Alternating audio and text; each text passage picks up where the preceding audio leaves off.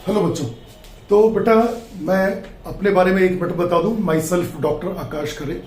Last 29 year से मैं chemistry पढ़ा रहा हूं। हाँ, ऑनलाइन प्लेटफॉर्म में मैं फर्स्ट टाइम अपने आप को इंट्रोड्यूस कर रहा हूं और इसलिए कर रहा हूं कि मैंने देखा कि आजकल जो सोसाइटी में बच्चे परेशान हैं वो मैक्सिमम ऑर्गेनिक केमिस्ट्री को लेके बहुत परेशान है। तो ऑर्गेनिक केमिस्ट्री के मैक्सिमम लेक्चर्स मैं अपलोड करूंगा और अगर आपको यूट्यूब में सर्च करेंगे इंस्टीट्यूट ऑफ केमिस्ट्री IOC के नाम से बाय डॉक्टर आकाश खरे, और अगर आपको मुझसे डायरेक्टली कुछ डाउट सॉल्व करवाने हो तो 9935504761 ये मेरा अपना नंबर है। इस पे आप अपने डाउट सेंड कर सकते हैं। डाउट सेशन के लिए मैं लाइव क्लास भी प्लान करूंगा और इसकी आपको कोई फीस देने की जरूरत नहीं है। तो ऑर्गेनिक केमिस्ट्री में सबसे पहली चीज मैं जो आज आपसे शेयर करूंगा वो है कार्बोकटाइंस। तो कार्बोकटाइंस क्या चीज होती है?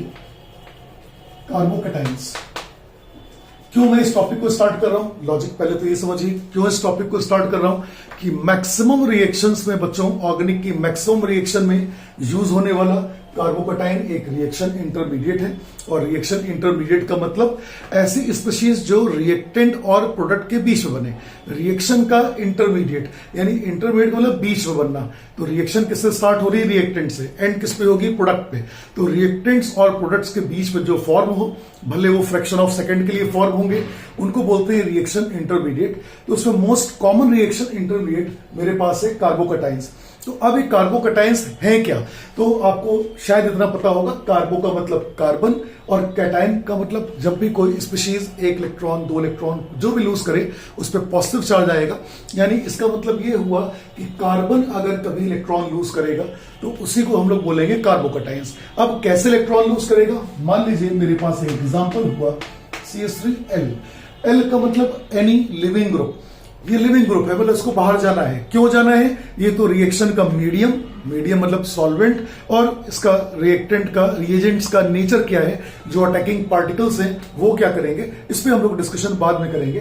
कुछ देर के लिए, थोड़ी देर के लिए आप ये मान लीजिए कि लिविंग ग्रुप की इलेक्ट्रोनेगेटिविटी कार्बन से ज्यादा है। मतलब the electronegativity of leaving group is much more than that of carbon. So अब ये लिविंग ग्रुप अगर इलेक्ट्रोनेगेटिव है तो इन शेयर्ड पेयर को ये अपनी ओर क्या करेगा? अट्रैक्ट करेगा। अट्रैक्ट करने से क्या हुआ? L माइनस के फॉर्म में बाहर निकल गया और इस पे आ गया पॉजिटिव चार्ज। तो अगर मैं इसका लुईस डॉट स्ट्रक्चर देखूं, तो क्या ये CH3L को मैं इस फॉर्म में मैंने ओपन किया, और आप पहले चेक करें जब ये रिएक्शन में इन्वॉल्व नहीं था तो 1 2 3 4 5 6 7 8 यानी इसका ऑक्टेट कंप्लीट था, 8 इलेक्ट्रॉन्स कंप्लीट थे। और जैसे ही लिविंग ग्रुप ने शेयर्ड पेयर को अपनी ओर अट्रैक्ट किया तो L माइनस तो बाहर निकल गया और ये बचा आपके पास में CH3 प्लस, जिसको मैंने कंडेंस फॉर्म में ऐसे लिख दिया है। अब आप चेक कर सकते हैं ये पॉजिटिव चार्ज कार्बन है और इसके पास इलेक्ट्रॉन कितने हैं? 1 2 3 4 5 6। तो मैं बोलूंगा कि पॉजिटिव चार्ज कार्बन, ये पॉजिटिव चार्ज कार्बन है, इसके ऊपर क्या है? केवल और केवल 6 वैलेंस इलेक्ट्रॉन है। तो इसी को मैं बोल दूंगा, क्या बोल दूंगा? कार्बोकटाइन। यानी कभी भी कोई भी कार्बन पॉजिटिव चार्ज में हो और उसके पास 6 वैलेंस इलेक्ट्रॉन हो तो उसको हम लोग क्या बोलते हैं? कार्बोकटाइन्स। अब आपके दिमाग में आना चाहिए कि सर इसके वैलेंस चाहिए तो केवल 6 इलेक्ट्रॉन है, तो क्या स्टेबल है? ना, बिल्कुल स्टेबल नहीं है। ऑक्टेट इसका इनकम्प्लीट हो चुका है। तो ऑक्टेट कंप्लीट करने के लिए इसको क्या नीड है? इसको 2 इलेक्ट्रॉनों की नीड है।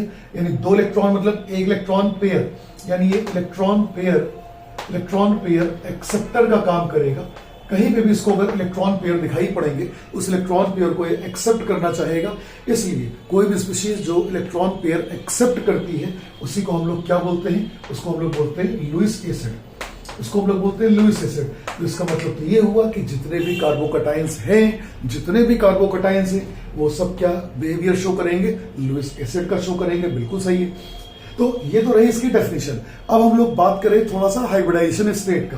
आप ये चेक करो कि जब कार्बन का ऑक्टेट कंप्लीट था तो इसके सराउंडिंग में 4 सिग्मा बॉन्ड थे। सिंगल बॉन्ड को हम लोग क्या बोलते हैं? Sigma bond. ये सब भी हम आपके साथ बाद में एक्सप्लेन कर देंगे कि सिग्मा बॉन्ड क्या होता है, पाई बॉन्ड क्या होता है। तो इसके पास 4 सिग्मा बॉन्ड है। अगर 4 सिग्मा बॉन्ड है तो इसका हाइब्रिडाइजेशन क्या होता है? sp3। बट जब एक बॉन्ड ब्रेक कर गया तो अब सिग्मा बॉन्ड कितने? 3। तो ये क्या हो गया? sp2। और sp2 आपको पता होना चाहिए कैसे होते हैं मॉलिक्यूल? प्लेनर। तो इसका स्ट्रक्चर अगर मैं बोलूंगा तो ये क्या होता है, प्लेनर होता है sp2 हाइब्रिडाइजेशन की वजह से। अब हमारा सेकंड पार्ट स्टार्ट ही होता है कि कार्बोकैटायन की स्टेबिलिटी चेक की जाए। क्योंकि सबसे इंपॉर्टेंट क्वेश्चन तो ये बनेगा आपको इस साल, अभी जैसे कल वाली शिफ्ट में जो आईटी मेंस हुआ है उसमें सेम क्वेश्चन आया है कार्बोकैटायन की स्टेबिलिटी पे। उन्होंने 4 डिफरेंट कार्बोकैटायन बना के दिए और बच्चों से पूछा है कि इनका स्टेबिलिटी का ऑर्डर क्या होगा। है ये अनस्टेबल, है तो अनस्टेबल, बट अगर मुझे कंपैरिजन करना हो, रिलेटिव अगर मुझे प्रॉपर्टीज की अगर मुझे बतानी पड़े, तो अगर उन्होंने 3-4 मॉलिक्यूल बना के दे दिए, 3-4 कार्बोकैटायन दे दिए, उनको मुझे अरेंज करना है, तो हमारा जो सेकंड पार्ट होता है वो आता है स्टेबिलिटी ऑफ कार्बोकैटायन से, जो कि मोस्ट इंपॉर्टेंट पार्ट है। तो stability of carbocation second part है हमारा, स्टेबिलिटी ऑफ कार्बोकैटायन। तो अब स्टेबिलिटी ऑफ कार्बोकैटायन को हम कैसे चेक करें? स्टेबिलिटी ऑफ कार्बोकैटायन, ये सबसे इंपॉर्टेंट चीज है, स्टेबिलिटी ऑफ कार्बोकैटायंस। इतना तो मुझे पता चल चुका है कि कार्बोकैटायन इलेक्ट्रॉन डेफिशिएंट है। तो मान लो बेटा कि मेरे पास कोई कार्बोकैटायन है, ये कार्बोकैटायन ले लिया, मैं अभी बॉन्डिंग की बात नहीं कर रहा, जस्ट कार्बन को मैंने प्लस में दिखा दिया है, ये इलेक्ट्रॉन डेफिशिएंट है। तो इतना तो आपको समझना चाहिए कि अगर इससे कोई इलेक्ट्रॉन डोनेटिंग ग्रुप, ईडीजी मतलब इलेक्ट्रॉन डोनेटिंग ग्रुप, कोई भी ऐसा ग्रुप जिसको इलेक्ट्रॉन डोनेट करना है वो डायरेक्टली अटैच्ड है कार्बन मतलब कार्बोकैटायन से, तो ये अपने नेचर के अकॉर्डिंग इलेक्ट्रॉन पेयर को डोनेट करेगा, तो इसकी स्टेबिलिटी क्या होगी, कुछ बढ़ेगी। इसके पास तो इलेक्ट्रॉनों की कमी है, तो बेचारा गरीब है, इसको कोई भी ग्रुप जो इलेक्ट्रॉन डोनेट करेगा इसकी डेफिशिएंसी को रिमूव करेगा, यानी इसकी वजह से क्या होगा, स्टेबिलिटी जो होगी वो कुछ इंक्रीज करेगी। लेकिन अगर मैं कोई इलेक्ट्रॉन विड्रॉइंग ग्रुप को डायरेक्टली अटैच कर दूं कार्बोकैटायन से, ये ऑलरेडी गरीब है, इसके पास इलेक्ट्रॉनों की कमी है, और ये इलेक्ट्रॉन विड्रॉइंग ग्रुप है, ये इसके साथ जुड़ेगा तो इसके भी इलेक्ट्रॉनों को और खींचेगा, इसका मतलब ये तो हाईली अनस्टेबल हो जाएगा, यानी इस केस में इसकी स्टेबिलिटी डाउन होगी, डिक्रीज करेगी। तो अब इलेक्ट्रॉन डोनेटिंग ग्रुप को मैं कैसे आइडेंटिफाई करूं, इलेक्ट्रॉन विड्रॉइंग ग्रुप को मैं कैसे आइडेंटिफाई करूं? आजकल मैंने देखा है बच्चों को शायद इसमें भी दिक्कत होती है कि इलेक्ट्रॉन डोनेटिंग ग्रुप सर कौन से होते हैं और इलेक्ट्रॉन विड्रॉइंग ग्रुप कौन से होते हैं। तो इस चीज को मैं अब आगे आपको बताने चल रहा हूं, लेकिन इसको मैं नेक्स्ट वीडियो में अपलोड करूंगा। अगर आपके पास कोई भी डाउट हो organic chemistry, physical chemistry, inorganic chemistry में, आप यूट्यूब में डायरेक्टली सर्च कर लीजिए इंस्टीट्यूट ऑफ केमिस्ट्री, उसमें तो केवल कार्बोकैटायन का ही भी आपको अपलोड मैं करूंगा इसको। लेकिन अगर आपको कुछ डाउट्स हैं इन तीनों ब्रांच में, तो आप कभी भी मुझे मेरे पर्सनल मोबाइल नंबर पे मैसेज कर सकते हो और अपने डाउट सेशन आप मुझसे ले सकते हैं फ्री ऑफ कॉस्ट, कोई फीस की जरूरत नहीं है, डाउट सेशन के लिए कोई फीस जरूरत नहीं है। तो नेक्स्ट मैं लेक्चर अपलोड करूंगा स्टेबिलिटी ऑफ कार्बोकैटायन पे। तो होपफुली छोटी चीज मैंने आपको डिस्कस की है, आज स्टार्ट किया है, जस्ट शुभारंभ किया है, और इस पे हम लोग आगे खूब चीजें पढ़ने वाले हैं। तो मिलते हैं बेटा नेक्स्ट क्लास में।